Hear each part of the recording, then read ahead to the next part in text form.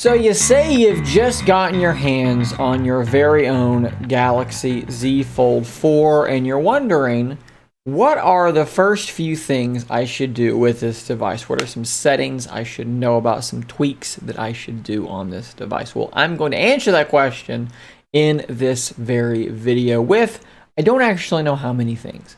10 things? 15 things? I'm not sure.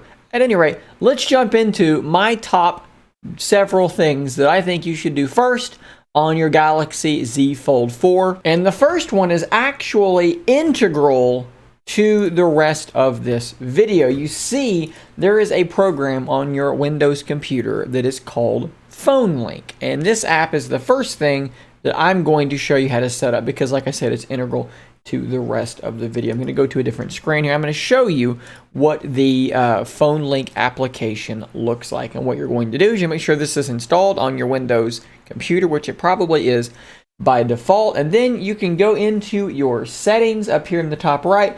Then you can go to My Devices, click on Link a New Device. And then on your Z Fold, you can scroll down here a couple times and you should see Link to Windows on this group of icons. You can see mine is already connected. If you long press on it, you will get these settings here. You can add a computer, go through that setup process. Okay, what does that give you? Well, it gives you actually quite a bit of stuff. So first off, you can actually launch applications and stream them from your phone to your computer. So let's go ahead and do Twitter. If we click on it, what's going to happen is it's going to pop up in this window. Some apps will refresh when you open on the device. Go, don't ask me again. Continue. And you're going to now have Twitter just running in a window here, streaming from my device. It's resizable, it's movable, all that stuff is very, very cool. You can also see your notifications here on the left side. You can see in your text messages, reply to text messages. You can actually take phone calls. But the reason it's integral to this video is because I'm streaming here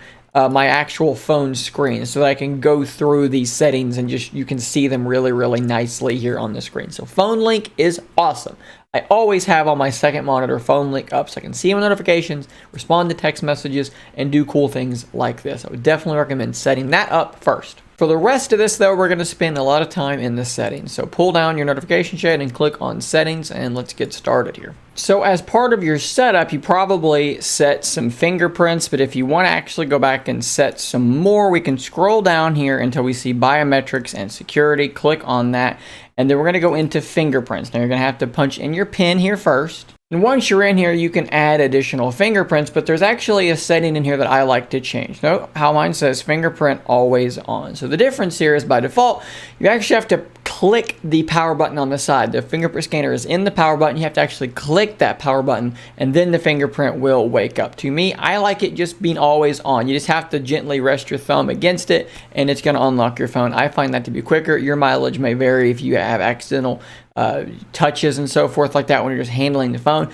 That might be a problem for you, but something to try out and see what you think. But if we go back, there's another setting here, face recognition. I've not actually set mine up, so we're going to do this. This thing does have face unlock. Now, this is not an iPhone. It doesn't have the 3D dot projector, so this is not as secure as something like that, but you do have face recognition. So let's quickly set that up really quickly as well. Face recognition, continue. Okay, so it's going to register my face. You can't actually see this on the screen, but basically there is a circle in the middle of the screen, and it is looking at my face. It's asking me to take off my glasses now. Registering face. Face is registered, so it's very, very quick. So by default, when it sees your face, it's going to require a swipe to dismiss the lock screen. So let's hit done, and let's see if I can demonstrate this here for you more directly. So we are locked. We're going to double tap to wake up. And you see how that little lock is now unlocked. So that is because my face was scanned. So again, how quick is this? Pretty doggone quick. You can see that for yourself. So in the group of settings directly above this is the lock screen. And there's a few things I like to do here, like on the always on display. By default, it is set to tap to show. So if you don't know what this is, when your device is actually just sitting there asleep, normally it's a black screen. You can tap it once and you get a thing that pops up that's going to show you your clock and maybe some notification information. You can change this. If you want it to always be on, you can have that set that way, or just like I said, tap to show. This is something to set to your preference. Something I don't see talked about a whole lot though is smart lock. So if you click on this, basically what this does is it allows your device to stay unlocked if certain things are true. So if you're in a certain area, if you have a certain device paired to it, if it detects it is on your body, it will not require a pin. You can just open it up and unlock it. So there's lots of different ways to keep your device unlocked. I don't personally use smart lock because fingerprint scanners are so quick and they're already on the power button, but if you want to, that is where you're going to find that. Something else I always do immediately is I turn on dark mode. You can find this under display, and it's going to basically make everything be in a darker theme. You're going to save a little bit of battery by doing this, and if you want to save even more battery while really honestly not compromising your experience at all, there's another really cool setting here. So we're going to go down to battery and device care, then we're going to click on battery again. Now you're used to seeing power saving mode, and that's fine, right? But it goes a little too far for me. I don't want to lose my high refresh rate screen. All I really want to do is reduce the CPU maximum state down to 70% because this thing is so fast. You really don't need it cranking up all the way. You're not going to notice this. So what you can do is you can go back and you can click on more battery settings and put performance profile on light. Prioritizes battery life and cooling efficiency over processing speed. I've been running it like this for a little while. You will get some more battery out of this thing and you're not going to notice that there's any performance change literally at all. And when you go to play a game, it will ratchet up to full speed. So you really don't lose anything by doing this. You just gain some battery. Trust me, Twitter and Instagram don't need this thing's full power all the time. Also under display, you've got a few things you can do here as well. You know, the new taskbar down here on the Z Fold 4, that's where you can find that, and that's where you can enable that. That's how you turn that off and turn that back on. If you click on it, you can also go in and change some settings like hiding the recent apps that have been used, or the ability to long press it and to show or hide it, which is what I'm doing there now.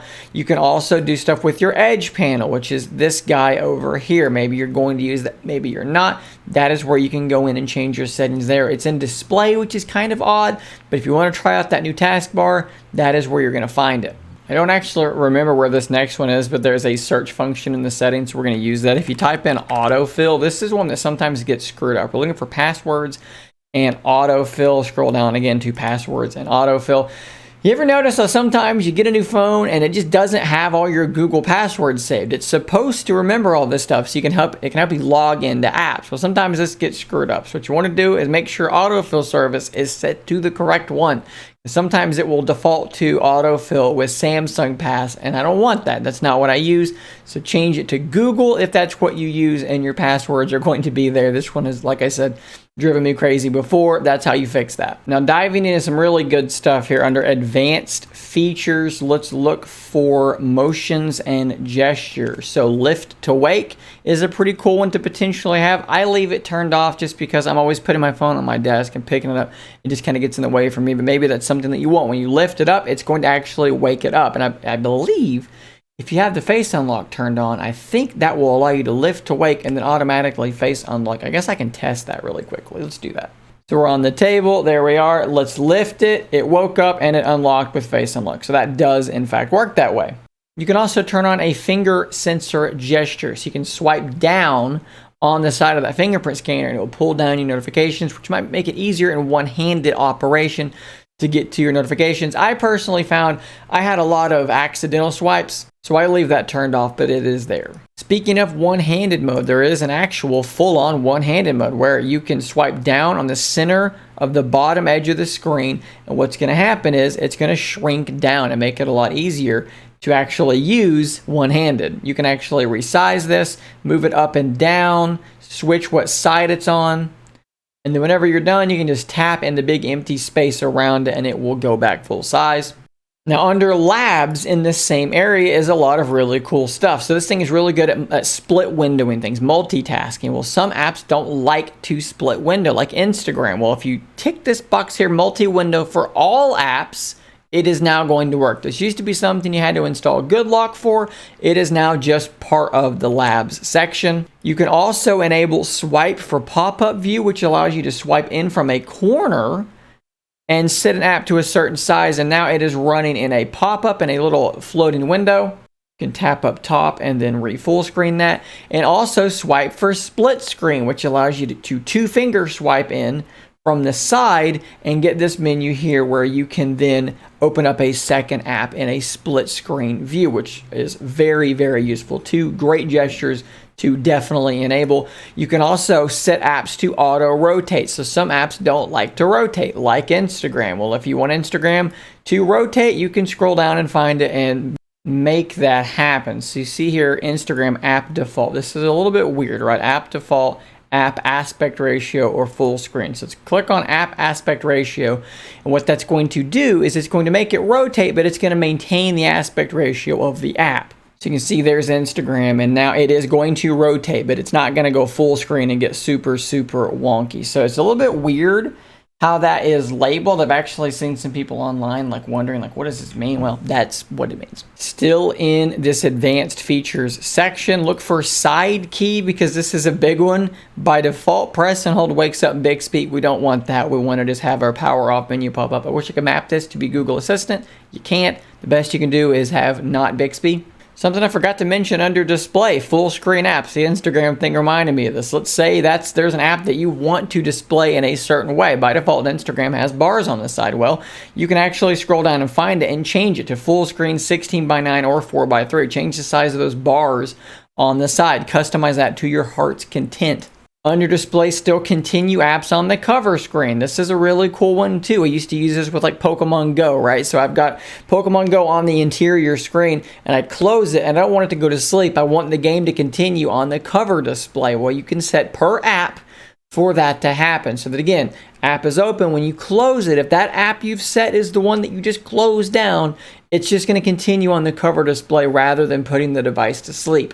Also look for navigation bar. Do you want icons or do you want the swipe navigation? If you have the taskbar enabled, this is what it's going to look like. Everything kind of slides over a little bit and you'll get your buttons. Personally, I think that the swipe gestures are the best option. I prefer them, but that is how you would change those. Under notifications, you can turn on show battery percentage so that you can, rather than just having an icon with little information, you can have a percentage there. Really handy to have that.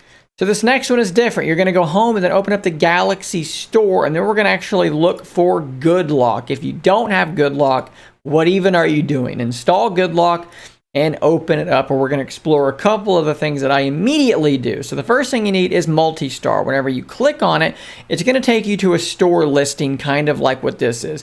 Click on Install. We're not doing Quick Star. We're doing Multi-Star, but again, just to kind of show you what I'm talking about, that's what will happen. So once Multi-Star is installed, go back, open up that module, click on iHeart Galaxy Foldable, and then there are a couple here that I use. The first one is UDC with black. So I don't like the under display camera.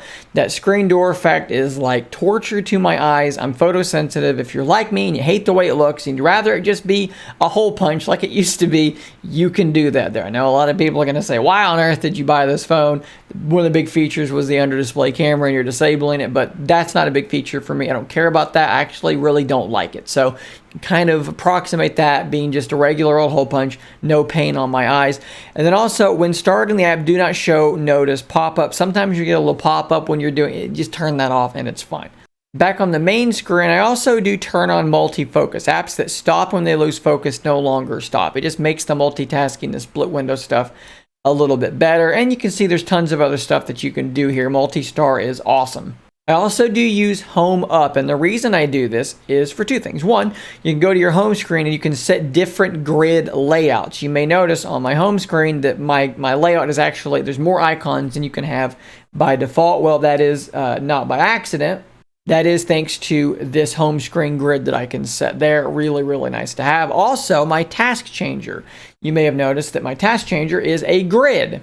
Well, you can set that here in layout type, and there's many different settings you can do there. Good Lock is awesome, and there are several other modules that you can use to do all sorts of other customizations. You can see some of them here, and then under Family, there are even some more. Pintastic gives you some more S Pen features. Sound Assistant is really cool. It will let you set volume per application, which I haven't had a need for just yet, but it's really, really cool. One-handed Operation Plus lets you do some really neat stuff as well as some additional gestures. So a lot of great stuff there in Good Lock. And then I think finally, just your simple customization. I would recommend having an app called Backdrops. People ask me all the time, Shane, where do you get your wallpapers from? Well, broadly, it's through Backdrops. You can set favorites, do all kinds of wonderful things. And then from there, you can long press on your launcher. I got to find an empty spot here. And then go into Wallpaper and Style. And of course, you can set a video for your lock screen should you want to do that by going into your gallery. You can check out your color palette based on the wallpaper that you set and have a nice, beautiful color palette set automatically for you. You can actually have the wallpaper darkened for dark mode, and generally just customize your device to your heart's content. There's also this theming section, which I don't actually use. I find the most to be really gaudy and ugly, but we'll just ignore that and kind of do it ourselves. So there you go, guys. I have no idea how many things that was. It was quite a few, but those are my favorite first things to do on your Galaxy Z Fold 4. If you're new here, don't forget to subscribe on your way out. Thanks for watching. I'll see you on the next one, and until next time, stay nerdy, my friends.